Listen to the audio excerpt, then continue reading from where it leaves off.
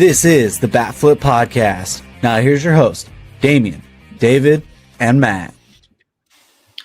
Welcome in everyone to another episode of the Bat Flip Podcast. Damien, David, and Matt here with you today on a different day than we are usually here. Obviously on Mondays is our normal days, but with the schedule of the MLB postseason being very weird and getting two Game 5s, we have to come to you on Sunday, 30 minutes basically before the start of the American League Championship Series to get some predictions and stuff out here so we can preview that a little bit. But before we get into it, David, how are you doing this week? Doing well, worse, obviously, right? Cubs decided to lose the NLDS on my birthday, so that's a big old pain. But overall, had a good day. Super nice. Spent it with my girlfriend and had a nice one. So we'll take it. Wish it went on a little longer, but I'm fully Team Mariners now, so we're switching over, switching sides, as it were. How you doing, Matt? I had a rough day yesterday too. It was a long day. I went to the Auburn Georgia game last night, and man, my voice, y'all can probably tell a difference here. My voice is not great. There were insults hurled at high volume toward referees and coaches, so that was not a pleasant game. But it's always fun to go down there and be able to go to those games. And it was late night. I got home at about 2:30 this morning, so it's been a long weekend. But baseball's been really good this week. I've really enjoyed the playoffs. I know that obviously the playoffs have been not the best for David, but for a fan of a team that for once is not in it, it has been an enjoyable postseason so far to watch. A lot of good games, lots of entertainment. I've really enjoyed that, and yeah, excited to talk about the championship series here. I think they're both going to be pretty fun to watch. So let's get into it. But Damien, how are you doing this week? I'm doing all right. Like you said, the games that my team has not been involved in, I have enjoyed watching very, very much. The games my team has been in, I haven't enjoyed watching as much, even though they won, because it's you just are on the edge of your seat for every single pitch, basically, of them. And then you get extra innings games. You get wild, wacky stuff that happens, which we'll get into here in a little bit. But we're not going to talk about the college football side because my team also lost yesterday at home. Indiana might be a wagon. Hoosiers, baby. Hoosiers. Yeah, it's shocking how good they actually are. Like Kurt Signetti is the man. Yeah. He knows what he's doing.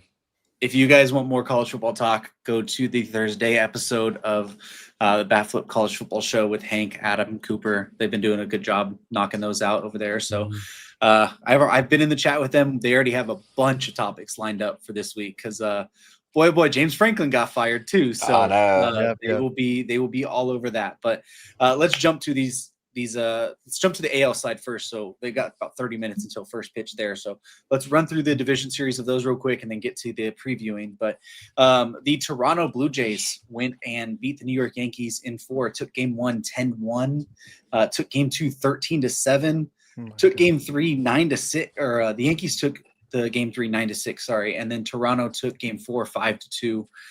This series didn't even feel close. Like, it was Toronto all the way, and even the games that the Yankees made it close in, it was like it was kind of garbage time almost. That Chris Paul meme, like, oh, Chris Paul makes 3 and they're down by 30 or whatever it is, or 40. Like, it was that basically with this series. David, what were your actions kind of just going through it all? If you listened to us last week, right, and preview that series, we talked about the Toronto offense, and I specifically called out a couple of guys that made huge impacts in that series. Ernie Clement and Nathan Lukes, which is pronounced Lucas, actually, we've learned, but man, they were excellent. The Toronto role players showed up. It was so clear. That lineup was so deep. Between those guys showing up from the bottom of the lineup. You had Springer leading off, did amazing. Dalton Varsho had a couple of incredible games, could have gotten a cycle, instead he hit another home run.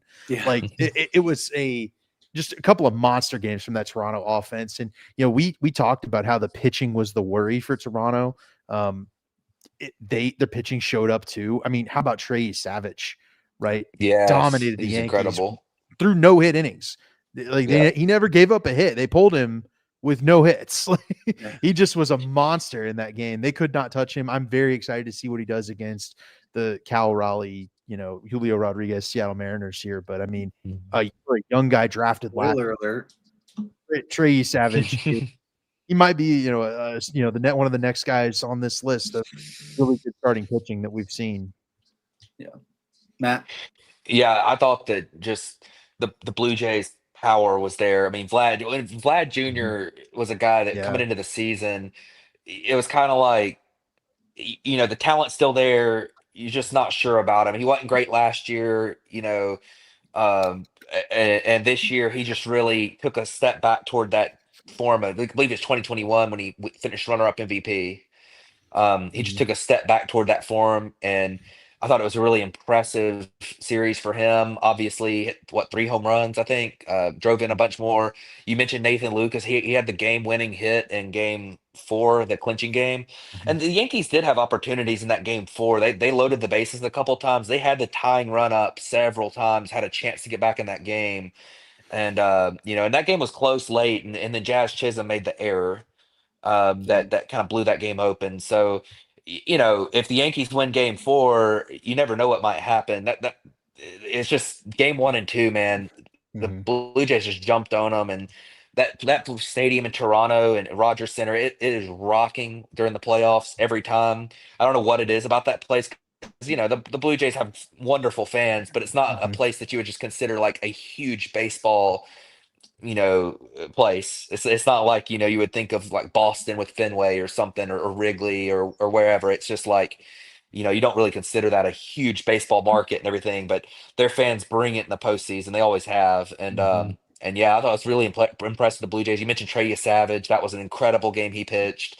The bullpen held up, and if you're the Yankees, it's frustrating the fact that Aaron Judge had an absolutely insane postseason and you still didn't win. Like the whole thing the last few years has been, man, our star Aaron Judge just didn't perform at the same level as what he does in the regular season, and that's why we lost.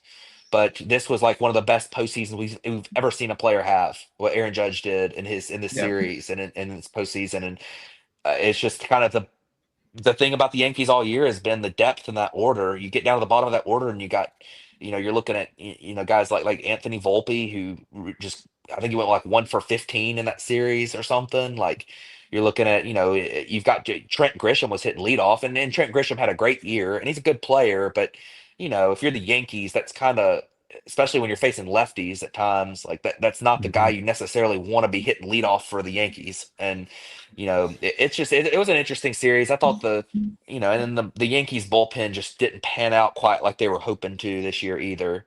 Yeah. So Which good for the Blue Jay. I was gonna say that the bullpen is something that David and I highlighted in the preview episode of Yeah. like the Yankees bullpen is something that could very much be an issue here. Yeah. Which we had saw in the second half basically since the deadline anyways. So Yeah. it was a really good series for Toronto. Like you said, the stars for the Yankees showed up when they needed to, but the rest of the team, the depth kind of really didn't bring it. Yeah. And it's going to lead to a very, very interesting offseason in New York because they're going to have some big time question marks about what they need to do with the future of this team and the direction that it needs to go. Yeah. But before we spend too much time on that, let's jump over to the other side and talk about the Seattle Mariners and Detroit Tigers because this series was electric. Oh man! Game 1, you had George Kirby went game 1 there, and maybe we're talking George Kirby and Luis Castillo's. We weren't sure we wanted. That's how we thought the pitching matchup would go. Scoop will go in game 2. The Tigers ended up jumping out and winning the first game 3-2 in 11 innings. And it was that was a classic, man. That was a classic game. It was so good, back and forth. I think the Mariners had the lead, gave it up, got it back, gave it up again, and then Detroit finally took it. But oh my goodness, what a game 1! Yeah, that was an excellent game. The Mariners for sure got the lead. Yeah, and then game 2 when Scooble was pitching, we're like, oh, the Tigers took game 1. They're gonna take game 2, and then Jorge Polanco was like, "Not so fast, my friend," Oh my God. and then just hit 2 solo nukes off of Tarek Skubal to give the Mariners the 3. The Tigers tried to make it close there. They scored 2, I think, in the 9th, right? Yep. Or no, it was in the 8th. Sorry, In it was the in the 8th to tie it up. And then the bottom of the 8th, the Mariners got the lead back again to win 3-2 in that one. Not how we expected the split to go in that series at all. Then we get to Detroit in game 3. The Mariners win 8-4. That was behind a good pitch game of Logan Gilbert. Jack Flaherty kind of really struggled. Yep. And then you get to game 4. You're looking at it and you're like, it's not a school game. Tigers have to figure it out. Tigers ended up winning 9-3. Their offense just woke up that game. Forced to game 5 back in Seattle, where you got Skubal pitching again. He pitched a fantastic game, but the offense couldn't really do anything for him. And we end up getting a tied game that goes to 15 innings. And the Mariners walk it off in the bottom of the 15th inning to take the series there and set up a ALCS matchup of the Seattle Mariners versus Toronto Blue Jays. But David, as this series as a whole, like the back and forth of it, I think it's a lot closer than a lot of us were expecting it to be. I think, if I'm not mistaken, I think I picked the Mariners to sweep it, if I'm not mistaken. Like it was a lot closer of a series than I thought. I'll tell you what, I think the Detroit team that showed up was the Detroit team that was in the first half the best team in baseball. We saw it on full display. I thought the entire lineup was very deep. It was very strong. Kerry Carpenter showed out as a potential, breakout pick to work into some MVP conversations next year if he can just play like that for a longer period of time. I think he had a little bit injury issue this year, but like that guy has so much power. He's so dangerous. What stinks for the Tigers was they were in it right up until the end. That was as evenly matched a series. And we're going to talk about another evenly matched series here that went 5. Like that was as evenly matched a series as you can get. They had extra innings games. Every game was like a 1-run game. Except for the 2 that offenses kind of woke up and destroyed the starting pitcher. Fine. But I mean, my goodness, I feel good about the future of baseball in Detroit.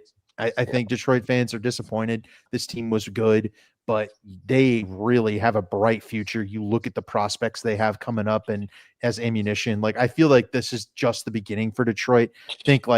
Honestly, think like 2015 Cubs, where all the beginning of the players were starting to come up to the beginning of the players, the prospects were all starting to come up right as the pitching got really good. I feel like Detroit is really starting to crest and may be one of like the World Series favorites next year because, I mean, Tariq Skubal is insane and they'll add to it. They're not going to be satisfied with this. So I feel really, really good about where Detroit's headed.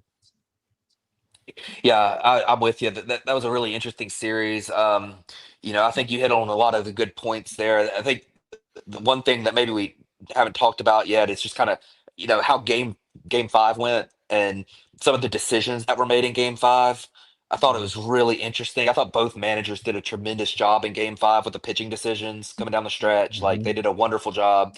I was very interested and I never heard. I didn't really listen to any interviews from Hinch afterwards, but I do wonder if maybe Jack Flaherty could have gone another inning and extras. He didn't look great, but he was a lot better than Tommy Kahnle. And when Tommy Kahnle came in and this game was still tied, you just kind of knew that was going to be it. Because you're not punting. Tommy Kahnle's been a good reliever in Major League Baseball for a long time. It's not like you're putting in a rookie that's never pitched before or something, but you just kind of knew when he came in there, he wasn't throwing strikes, and you're like, man, this is not going to be good here. But what a game that was, and I think you mentioned it with the Tigers. I think you hit the nail on the head. And one thing to remember about the Tigers is too that they've never been like the biggest spending team, but they're not one of these notoriously cheap teams like like you might get with the Pirates or the Rays or the Marlins or something. Like they have at times in the past spent on free agents to some level. Paid a lot of money to Justin Verlander back in the day. Miguel Cabrera, they paid a ton of money to. Like they've put money on their books before, and obviously Javi Baez is another example of that. And I mean, Javi Baez was very close to winning in this series. I mean, He showed up. he had a pretty good series. He showed up, and I think obviously a big part of the Tigers turnaround this year and just the improvement off of last year is that Javi Baez got to be at least an adequate big leaguer again. But although he struggled down the stretch, and his season numbers ended up being a little bit lower on the offensive end. But yeah, I mean, it was an incredible series, and I really like I like the Mariners going forward. I think they had a great run. Guess we'll talk about the ALCS here in just a second. We'll get more into the Mariners and where they're going from here. But I really enjoyed this series. It was a lot of fun to watch. Yeah, it was probably my favorite series to watch Mhm. of the Yeah. ones because it was so closely matched. You talked, both managers Mm-hmm. did a great job Mm-hmm. there. You could just tell that you saw the two differences here where like the Mariners went out and made the moves in the deadline to get themselves Mhm. better, to improve. Tigers didn't really do all that much, right? We Right. said, hey, Mhm. they're probably a starter short. They probably were a starter short here. Hey, you probably need another bat somewhere. Probably a Yep. bat short here somewhere. Yep. So it'll be interesting to see where they do this year. There'll be the connections to Alex Bregman once again because of AJ Hinch. He'll still be a great fit there. But Mhm. one thing that they need to figure out, because it's coming a lot sooner than people think, is Skubal's a free agent after next year, Yeah. and he's a Mhm. Boris guy. So you need to figure out if you can sign him to an extension before They the won't be able season. to. You Yeah, can't. probably Yeah, not. yeah, probably Yeah. not. But you need to figure out what that number is, because Mhm. that's going to Yeah. figure out what their offseason plans are. Right. If they're going to have to commit big dollars, which they're going to have to, if they know that they're able to have a chance at Skubal, then you probably see a little bit more mundane of an offseason. You might see them make a couple of their pieces Yeah. there. But if you lose a guy like Skubal next offseason, your pitching staff is Yeah. he's so good. He elevates it to a different level. So I don't want to spend too much time on that, but that's something that they're going to have to figure out basically this offseason, even though it's coming next Yeah. offseason, Yeah. because you have to shape Yeah. all your stuff Hey, around that guy. yeah. Speaking of their pitching staff, I do want to shout out Troy Melton for He his was good. He's performance in really this good. series. And I think that's a guy going forward that will be a starter, and I think he's going to be a good one. Mm-hmm. Yeah, he looked nasty. Nasty. Yep. Yeah. So, He looked all right. good. So let's preview the Blue Jays versus Mariners now. So the Blue Jays went 4-2 against the Mariners this year. Obviously, that will be a 7-game series. So it'll be 2 in Toronto, 3 in Seattle, 2 in Toronto. Right now, the pitching matchup looks like Bryce Miller versus Kevin Gossman for tonight's game. Then for the Blue Jays, it'll be Trey Savage and Shane Bieber for game 2 and 3. Seattle, we aren't sure yet. Seattle did add Brian Wu to the roster, but he's not expected to pitch until later in the series. They obviously used Kirby, Castillo, and Gilbert all in those like late closeout games there. So they're going to have to figure out Yeah. short rests on those guys. And then worth noting too, for later on in the series, Toronto did add Max Scherzer and Chris Bassett to the roster as a potential like game 4 piggyback situation or something between those two. So David, looking ahead at the series, obviously it's going to start here soon. What are your feelings going into it? Yeah, I feel like Seattle, it could go to one of two ways really for Seattle, because Toronto got their extra rest days, right? And they're going to have home field advantage in this series as well. That offense looked significantly more impactful than Seattle's offense did. Now, I do think the Tigers have a much better pitching staff than the Yankees, which I think is going to help things. But, it really does look to me like, are the Mariners fatigued, right? That is a huge series win, right? It's a big deal for the Mariners, who have not made the ALCS in 24 years, since that 2001 season when they won 116 games and did not win the World Series. They're finally back. But, they're going to have, they've got more work to do. And the question for me is, are those bats tired? Cal Raleigh just caught 15 innings in game 5. Like, is he tired? Like, are these guys able to rebound with this? They had an off day yesterday, and they're in Toronto, right? You said so. Yeah. They will have, I think, a really good chance if they win one of these games in Toronto. Doesn't have to be tonight. They win one in Toronto. You could take 2 of 3 in Seattle and get back to Toronto with a chance to close it out in 2 games. I like those odds. I really do. But again, how fatigued is this lineup? They really struggled in game 5 to put together any runs, right? So I don't know, right? But That's the question for me, right? That's what this all hinges on. The Yeah. Blue Jays will get theirs against this Mariners pitching staff, but they won't get as many. Yeah. So how will that Mariners offense respond? That's the big question for me. Yeah, I'm with you, David. I think game 1 and 2 are going to be very important for the Mariners. Or they're going to be crucial to the series because if you're the Mariners, you mentioned the bats being fatigued. Their pitching has got to be just. I know that they had an off day yesterday, so the bullpen should be available at least. The bullpen looks like it should be at least available, but how aghast are they? Because they had a lot of their top bullpen arms that threw 30, 35 pitches. That's not a normal thing for bullpen arms. So that's a big deal. And that bullpen, if you have to use a lot of it tonight, then that's going to carry over into tomorrow night as well. So there's just there's a lot of question for me as to how rested their pitching is, even though even though yesterday they had the off day. But I mean, the fact of the matter too is though, and it kind of shows the roster building that the Mariners have done this year. In fact that they had to pitch their top 3 starters all in Game 5 of that series, yet you've still got a guy like Bryce Miller to go Game 1 in this series. You have a 4th guy who's a legit playoff starter, caliber starter. So and you have a 5th in Brian Wu when he's healthy. So that's a big deal for the Mariners.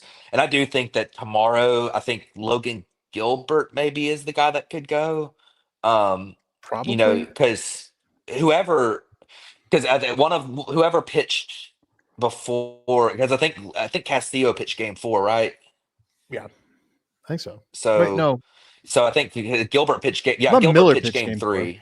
So, Yeah, Miller pitched game 4. Castillo would have Castillo been the pitched guy, Game but 2, he Gilbert pitched pitched Game 3. right. Castillo would have been the guy lined Right, up for the okay. start, That's right. but So he pitched in game 5. right, that's right. So I'm sorry, I was getting myself mixed up there, but I No, think you're good. that with the Gilbert slash Castillo yesterday's game or Friday's game was kind of like a bullpen day for them. It's obviously way more intense than a bullpen day, but it's not entirely out of their routine to throw and then rest 2 days and then throw again. So I don't think that it's going to be easy for them to do that, but I think it's very possible that one of those guys can go tomorrow and have a good game. And if the Right. Mariners can figure out their pitching after the all the toll that series in 15 innings on Friday had to take on it, then I do think that the Mariners can win this series. I like the Blue Jays offense, but I just man, I know Nathan Lucas had a great game series. I know Ernie Clement had a great series, but if you can find a way to at least limit Vlad Guerrero Jr. to not just taking over the series offensively, and George Springer's a wonderful postseason player too. He always has been, Yeah. and I think that kind of gets lost on people how historically great George Springer is as a postseason player, but. I think a really good pitching staff like the Mariners can limit this Blue Jays offense. And I don't know if the Blue Yeah. Jays pitching is deep enough to keep the Mariners from doing anything. The Mariners offense isn't quite as good as the Blue Jays, but I have a I have had a feeling for a lot of the season that the Mariners, if they could find some offense, would be a legit World Series contender because of their Right. pitching. And I think they might have found enough offense. I really do. So I really like this Mariners team. I have a good feeling about them in this series. I think one thing is for certain is that this series is going to be more offensively supercharged than the Mariners series with Detroit. Given Yeah. the fatigue of the Mariners starting, the Mariners pitching staff in general, and the general hmm the fact that I think the Blue Jays had a much better offense than Detroit did this year. hmm I think that there's going to be a lot more runs scored in this series than probably in any of the series remaining, and then in the DS too. Like it's just going to be a lot of runs scored. It's going to be kind of about which starting pitcher steps up. And the Blue Jays have really good ones. I do literally Yeah. like the Blue Jays starting pitchers. I think they'll be rock solid, especially like you said, Savage. But I mean, Kevin Gossman is always a good pitcher, and I think I'm gonna predict. I've got my Mariners shirt on. I'm rooting for the Mariners. I'm gonna predict Blue Jays in 6. I might even be reversing it. So Damien might let me switch it back, but I just think, I haven't talked about it. The Blue Jays feel like the team coming in with the foot in the door, right? They're rested. They got their starting rotation lined up exactly how they want it to.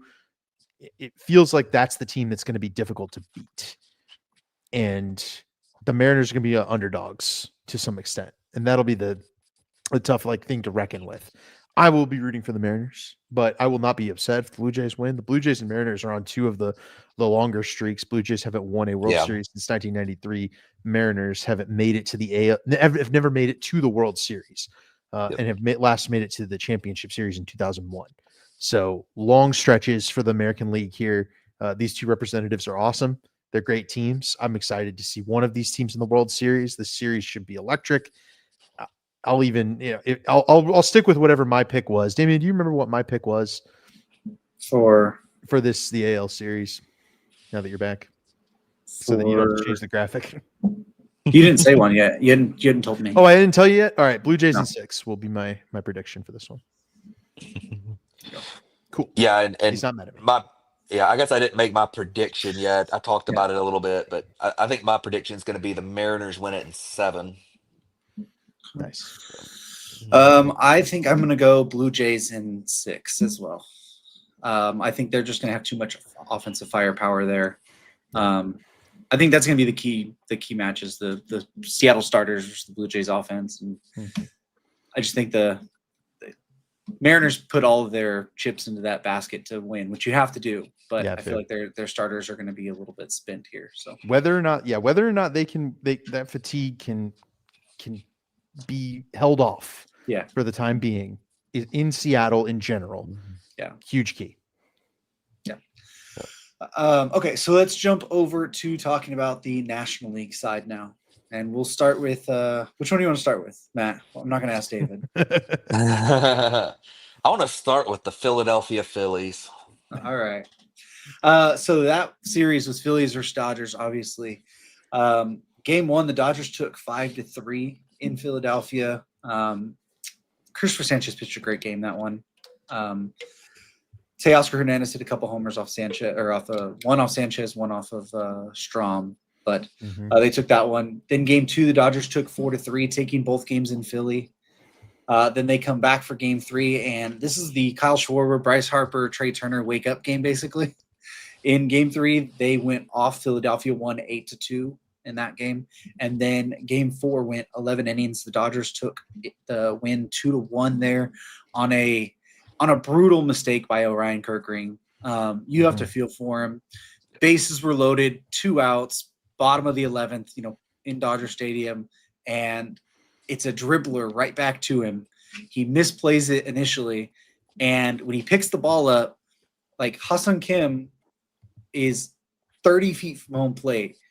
Pajes is 50 something feet from first base. JT Realmuto is pointing towards first. Everyone's yelling first base. And he just panics in the moment because it's very stressful, and overthrows it wide to JT Realmuto at home to let Ha-Seong Kim get the game-winning score there. So Matt, I know you wanted to come to this series. So for starting off, I think this series was for the World Series. I don't think that either of the AL teams or the Brewers are going to beat the Dodgers. And I don't think they would have beaten the Phillies. That might be different. That might end up changing. Upsets happen. We play the games for a reason. That's why we love sports. But this series, to me, was deciding the World Series in a lot of ways, in my opinion. And I think that the fact that I thought the Phillies choked the heck out of the series. I thought that they had everything they needed to do to win the games. Game 1, they left a bunch of guys on base, and then they choked in their pitching. They gave up the home run to Teoscar Hernandez late in the game. They were up 3-0 in game 1. Then in game 2, they had base running mistakes in the 9th inning that cost them the ability to score the tying run, and that was bad. And so they really could have won game 1 and game 2. game two more than game one was a good comeback by the Dodgers. I mean, Teoscar Hernandez had a great game. He's a good player. The Dodgers hung in there after Shohei Ohtani gave up a few runs. He pitched very well, but he just had a little bit of bad luck in I think it was like the third inning or something. And the Phillies were able to get some runs on him. But obviously game three, the Phillies the Phillies took over that one. I felt really bad for Clayton Kershaw in that game because they kind of ran him out there as in a 2-run game, thinking, we'll let him get a game in front of the home crowd. Hopefully he can keep the game kind of close and maybe we can make a comeback. And then he just got absolutely shelled for 2 innings, gave up like 5 or 6 runs, and it was bad. And I felt bad for him. I'm hoping that that's not his last career outing. But that was rough. And then, but game four, man, the Phillies had chances all game to score. They didn't do it. They, walked in a run with Joan Duran, who they paid a ton of prospect capital at the deadline for, walked in a run in the 8th inning to tie the game, Yeah. go to extra innings, and then the way that game ended, man, even as a Braves fan who wanted the Phillies to lose, I feel bad for Orion Kerkering. That was brutal. I mean, 'cause just bobble, and he panicked after he bobbled that ball a little bit, Yeah. but I don't think he messes that play up if he doesn't bobble it. But that was brutal. And yeah, I mean, good on the Dodgers. They took advantage of the Phillies' mistakes and they won. The Dodgers pitching showed out. I know, Damian, your concern for the Dodgers in this postseason has been bullpen, but the way that the Dodgers have been able to use some of their starting pitching depth that's all of a sudden healthy here at the end of the season in the bullpen, like Roki Sasaki, Yeah. that's been a big deal and a big help for a bullpen that was really struggling. Now you've got your lefties who you feel pretty good about. You feel pretty good about Vesia. He's a good reliever. Yeah. And and you feel pretty good about trying in at times in the post, especially in the postseason. Like he's typically been a good performer, but now you've got Roki Sasaki that you can run out there in the bullpen, and also Tyler Glass now pitched out of the bullpen some, and Yeah. obviously he's a starting pitcher, but he's shown the ability to do that occasionally, and I think that was big for the Dodgers, but yeah, crazy series and. Obviously, it was really entertaining, even though it was just 4 games. I was wishing we would get a game 5 because I thought that would have been a really entertaining game 5 too. But sorry, Yeah. Damien. No. What's funny is, for as maligned as the Dodgers bullpen was, it was Mhm. really quite good in the series. And Yeah. as Matt said, and as we said, I did not trust that Phillies bullpen, and all Mm-mm. the good Phillies bullpen relievers gave up something in this series. And Yeah. he made Strom gave up the mistake in game one to Teoscar. Duran walked in the run. Kerkering made the mistake at the end of the game. Like the Phillies' issues all season long were finding that help in the bullpen. They went out and at the deadline and addressed exactly that need, and it wasn't enough. Those guys just did not get the job done. I think the big overlooming piece of this is that Zach Wheeler was missing from the series. Yeah. If Zach Wheeler is able to start game one, it may be a different series because then you've got Sanchez in game two, Wheeler starting game five. Like and Sanchez is available out of the bullpen. It's a bigger It's a bigger deal. It's a bigger deal, I think, than we Yeah. initially gave it credit for. And you've got the Phillies have such a deep lineup, but the back end of it just seemed to get exposed by this Dodgers pitching staff. And I don't know that anybody else was going to be able to expose Max Kepler, Harrison Bader. I mean, Bryce Harper wasn't even very good in the Well, series. I think the Dodgers are Yeah. they're so killer against the lefties. Schwarber struggled in the series. He had the couple of home runs, but I mean, Dodgers have such a good staff against good power lefties that it's really good. It just made life tough for those guys. And the guys who succeeded in the series for the Phillies were the righties. Like Bohm was pretty good in this series, and Real Muto. JT Real Muto. But the Phillies have a crossroads. Man. Castellanos even. Yeah, Castellanos was pretty good too. Yeah. The Phillies have a crossroads in this series, man. And now we talked about it. This is an organization that was all in for this year. Mhm. And had a team capable of winning the World Series, like Matt said. I mean, if they had been able to pull out, say, game one, right, go to game five, it keep Zach Wheeler around potentially as well, right? Like that really could have been their year. They were my pick before the season started, and it looked really good. But I I look now and it's like, well, Schwarber's a free agent. JT Realmuto's a free agent. They're going to have Ranger Suarez is a free agent. A lot of the depth will be gone. They can't pay all those guys. They will most certainly be hunting a big contract. Dave Dombrowski's not going to go down without a fight, but replacing all of that value is going to come difficult. And I just don't know what this Phillies group can maybe do, because it seems like even if you replace all those guys, find a path forward here. Yeah. Where can you go to have, you spend on the bullpen let you down. Yeah. Like what you go again? Like it's a very tough spot. Well, I'll say this about the Phillies is that at some point, I don't know when it's going to happen. I don't know that it's going to be next year or the year after, but at some point in the next 3 or 4 years, this is going to look like the early 2010s, and where they paid a core a lot of money to be there, and as they started to age, they really fell off, like in the 2012, 2013, 2014. And at some point, that's going to happen with the Phillies, because obviously right now the Phillies are pretty, the Phillies are still really good, but Bryce Harper's on the wrong side of 30 now. Obviously, Trey Turner signed a huge contract on the wrong side of 30. And then you got Zach Wheeler, who you don't know how healthy he's going to be. I mean, he's got thoracic outlet syndrome. He might come back from that and be fully healthy next year, but that's not a normal injury to come back from really quick, if at all. And Aaron Nola is not the same guy. He's starting to show his age a little bit. So obviously you've done a good job of piecing together some young pitchers like Sanchez and Ranger Suarez, who you kind of brought in out of nowhere. Is Ranger Suarez a free agent? Yes, he is. Yeah. Okay. Yeah. And Luzardo, I believe, has got a year or two of control left. He's got one more year. Yeah. Got one more year. Yeah. So Luzardo's back next year, but you got a team that you owe a lot of money to a lot of veteran players, and then and they're starting to, I mean, they are showing their age. Schwarber's a free agent. Yep. And so a lot of these guys are showing their age a little bit. So the Phillies, the way of the Phillies, especially at Dave Dombrowski, they're not gonna blow it up and start a rebuild, and they shouldn't next year. But Dave Dombrowski has routinely done this, where he builds up a team and puts pieces together, gets them competitive in the playoffs, and then when it goes downhill, the wheels fall off the franchise for a few years. It happens all the time. It's happened everywhere he's been. It's the Tigers in the early 2010s, the Red Sox. Now got a World Series with the Red Sox, but man, did it collapse! And the Red Sox have just now kind of fully recovered from it.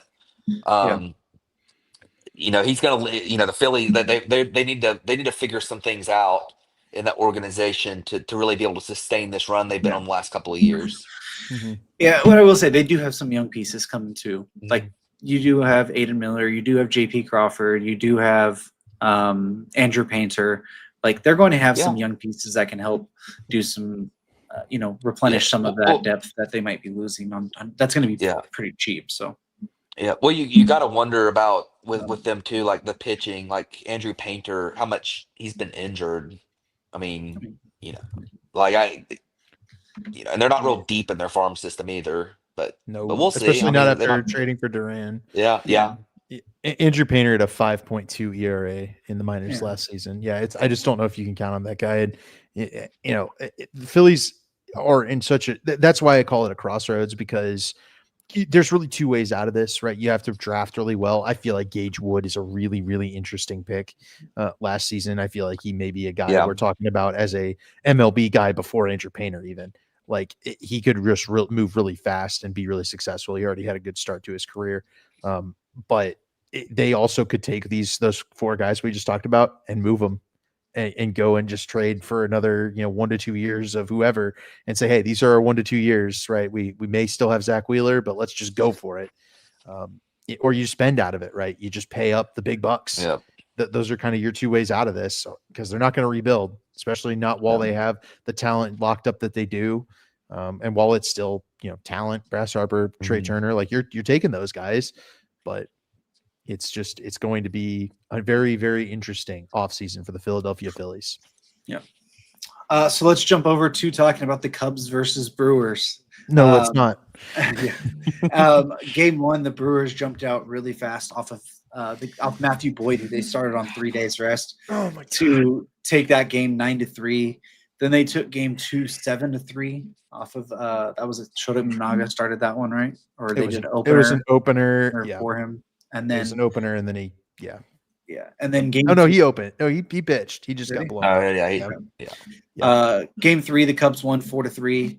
Then game four, the Cubs won 6-0, setting up a game five back at Wrigley, which the Brewers are not at Wrigley, Milwaukee. That the Brewers won 3-1 on that one. It was even a really close game. It was 2-1 for a big part of that game, even. Mhm. And then they hit a homer later in the game that PCA is still trying to climb the wall to catch for some reason.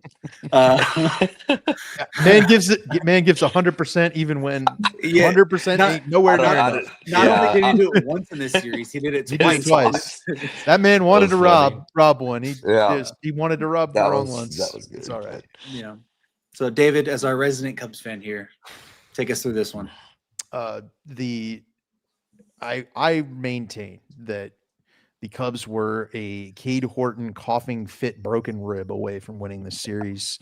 The snowball of effect that had on this series and the playoff in general for the Cubs is kind of mind-boggling. If you have Cade Horton, you don't feel the need to ask Matt Boyd to start on 3 days rest in game one, which was obviously a mistake. It was just he had nothing. He was throwing right down the middle, no movement on his pitches. You saw him come in later in the series, pitch great in game four. Like it's normal Matt Boyd. He was great, just like he was all season. There was just no reason for him to be starting on that such short rest. You have a guy like Tyone. You could have started an opener and done the bullpen game thing. The Cubs bullpen was great this series.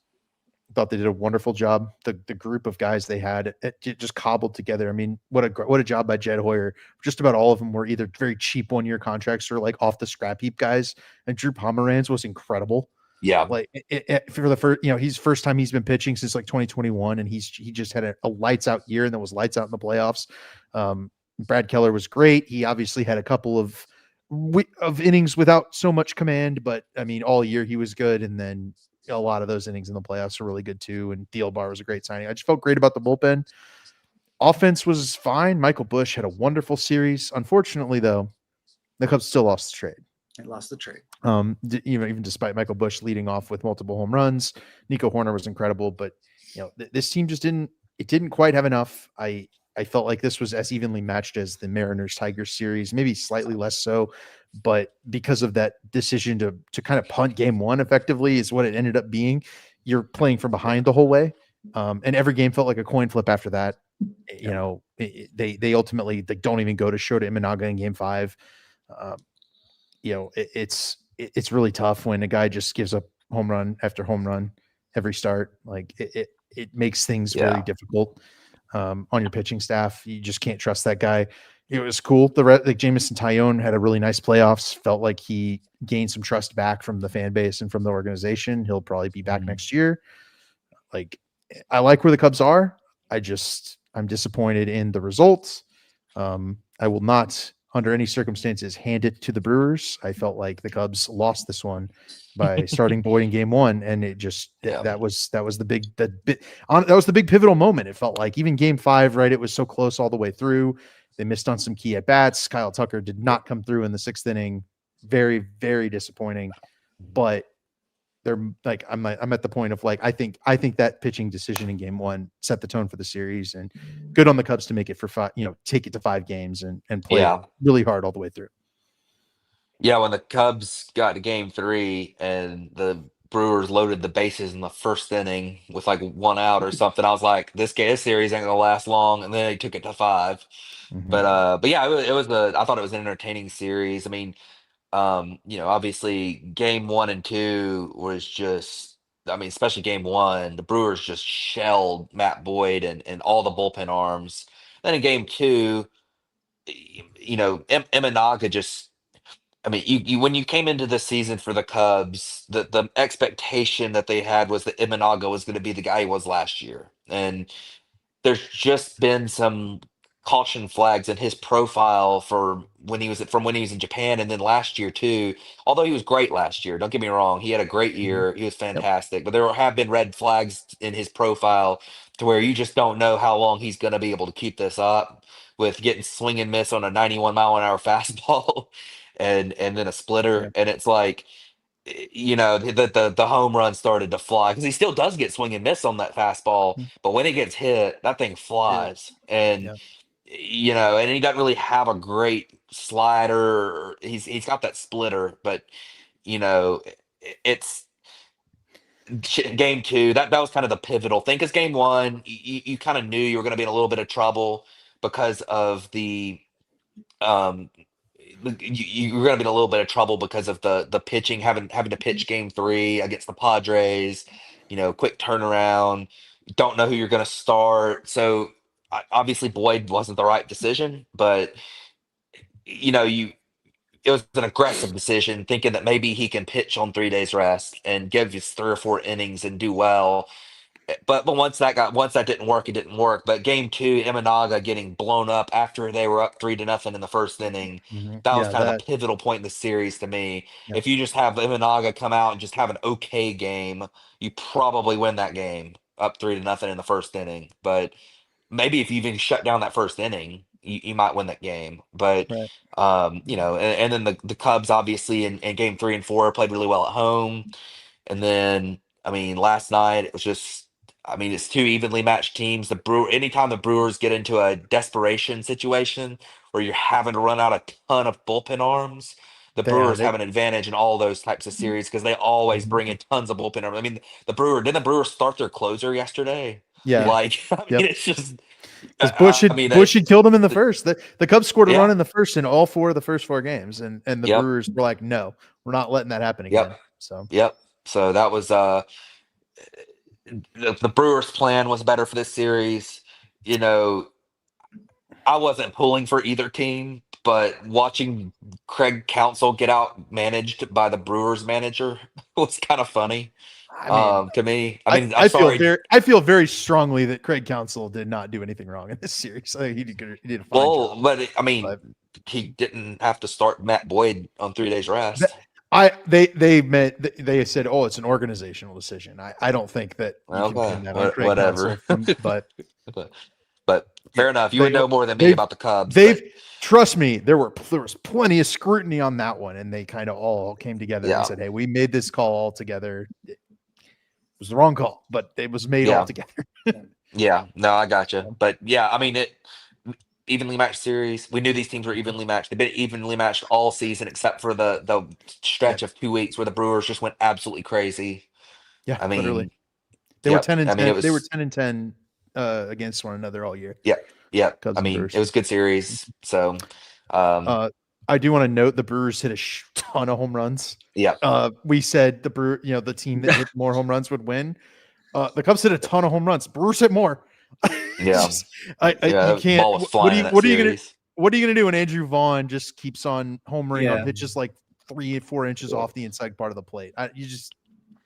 Yeah, Well, Uh, I think it's what we even mentioned. I think we said like the Brewers aren't the team that usually slugs their way to do it, and That's then right. they went and slugged their way to do it. Yeah. So that was a big key for us going into that series, and then they Right. kind of just proved us wrong. Like They've so, done that all year. yeah. Mhm. But I think that's a good transition point to let us go to the NLDS now, or NLCS, sorry, and talk Dodgers versus Brewers. So this year, Milwaukee is 6-0 against the Dodgers. The Dodgers not beat them this year. Pitching matchups so far that we know, it's going to be Blake Snell for game one for the Dodgers. Seems like it's going to be Priester or Quintana, but probably with an opener of some sort to go for the Brewers in game one. Then game two will be Yoshinobu Yamamoto versus Freddie Peralta. And then we aren't sure the rest of the series. It is also worth mentioning that Brandon Woodruff will not be on the roster for the Brewers this one. So you'll probably see the Mizorowski, Ashby, some sort of game somewhere as well to throw off back and forth. But Oh, Springer dinger in the first inning, leading yeah, off. By the way, Well, there we there it go. is. so yeah. Um, Yep. It's going to happen. So, Matt, looking at this series, What do you think is going to be the key matchup here, and then what's your Um, prediction?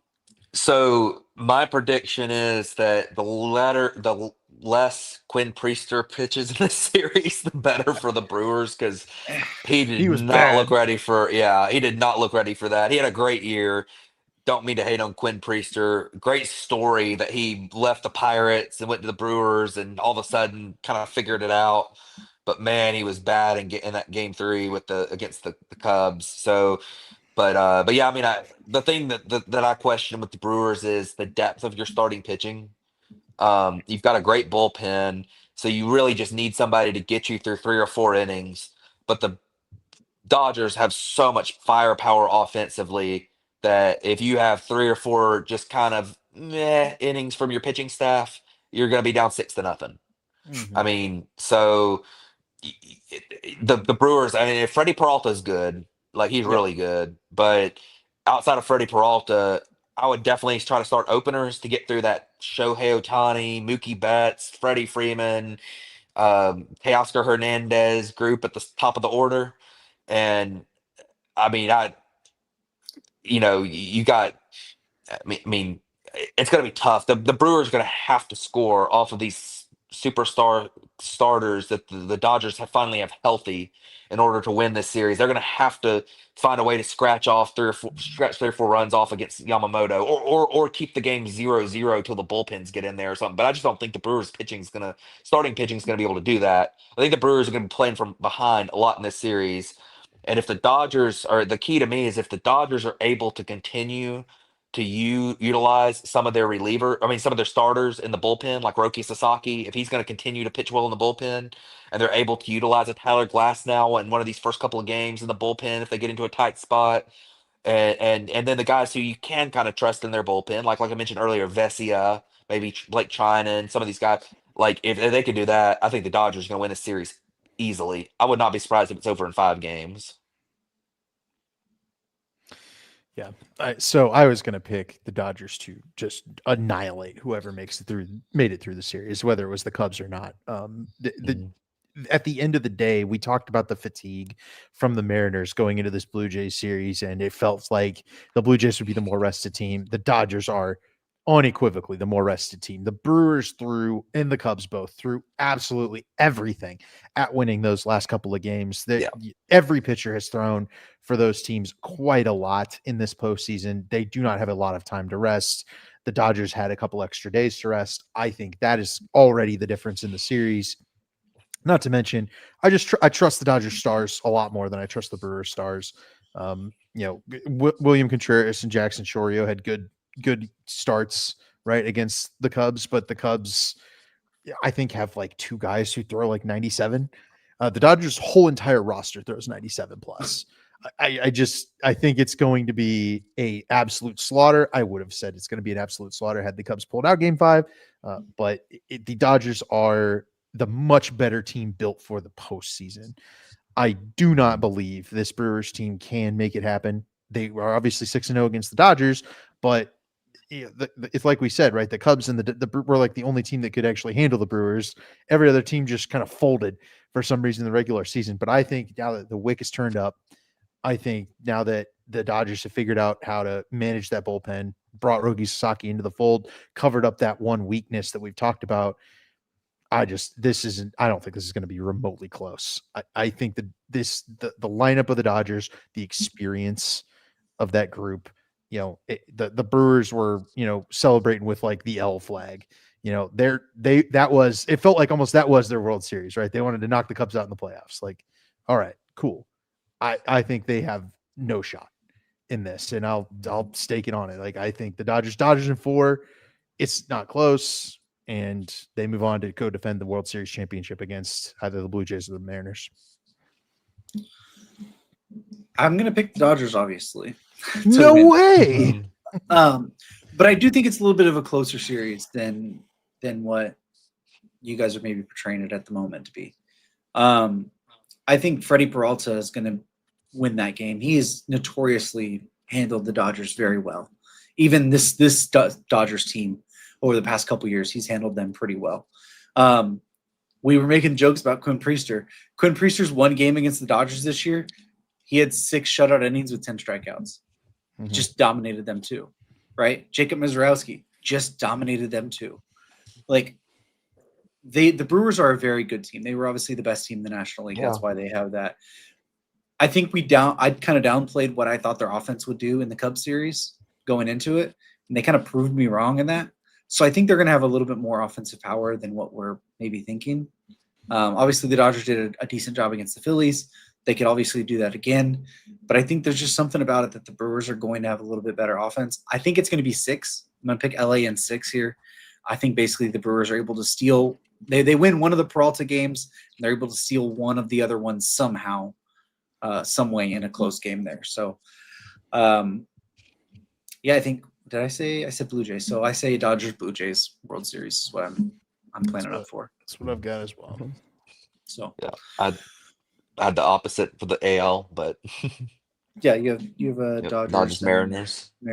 So we got basically looking forward at the schedule. We got playoff baseball every single day if it goes to Game 7 until October 22nd, basically. So we will find out some point within there to come back on another episode whenever we have something. Maybe when the series is over, maybe if we have an opportunity to do maybe on one of the ones where there's only one game or something, we get on for that. But we had to get this one out ahead of time, so we already know the Mariners are losing at the moment. But anything else? We made you our guys wanna wrap up on? I was gonna say we made our prediction for this series before the George Springer first inning homer, and now we have a timestamp on when we made our predictions before that because I called the homer. So there you go. But yeah, we're also live on YouTube right now, so people will be able to see. Well, true, but people don't pay any attention to the fact that if they watch this afterwards to exactly when it was recorded, I don't think people pay attention to that. They'll just criticize us anyways and whatever. But welcome to the internet. But yeah, please leave criticism. Please leave criticism in the comments. Yeah. You can, especially when we're wrong about the Brewers and they take it to the Dodgers or something. I think the one time I've gotten absolutely blasted in the comments on here was because I said the Brewers are going to be bad or that they weren't going to be very good this year, and I was dead wrong about the Brewers because they ended up being good, and they're the new Rays. I'm never going to pick against them, even if they spend $1,000 on their payroll. I'm not picking against them until I'm wrong. So that's the way this is going to work. You just picked against them, though, didn't you? Well, I'm talking about just in being a good baseball team for a season. I'll pick against them against the Dodgers in the playoffs, but I'm not picking them to be like below 500 or something again until they actually are. So, but yeah, it's gonna be a fun series. I'm excited. I'm definitely excited for the American League Series. I think it's gonna be really entertaining. Like I said, I think it's going 7 games. I think it's gonna be great. And then the Brewers are a good team. I think the Dodgers are gonna win in 5. That's what I predicted. But there's a world where that ends up being a really good series. I mean, you mentioned Damien that the Brewers went 6-0 against the Dodgers this year. It's not like they don't have a fear factor with them, at least, and we know that. And mind you, these two have played in the playoffs before. The 2018 NLCS went 7 games. With 7 games. Yep. And that was in Milwaukee. Milwaukee had the better record that year. Yep. You almost had an all-time playoff moment when Brandon Woodruff hit a go-ahead homer in Game 7, but the Dodgers ended up winning. But So, David, anything you want to wrap up with? Pain. Hey, I hope Cade Horton's rib is healthy. That's where I'm at. We'll get him back next year. Yep. So thank you guys for tuning in to this episode of the Bat Flip Podcast, and we will catch you guys back on the next one.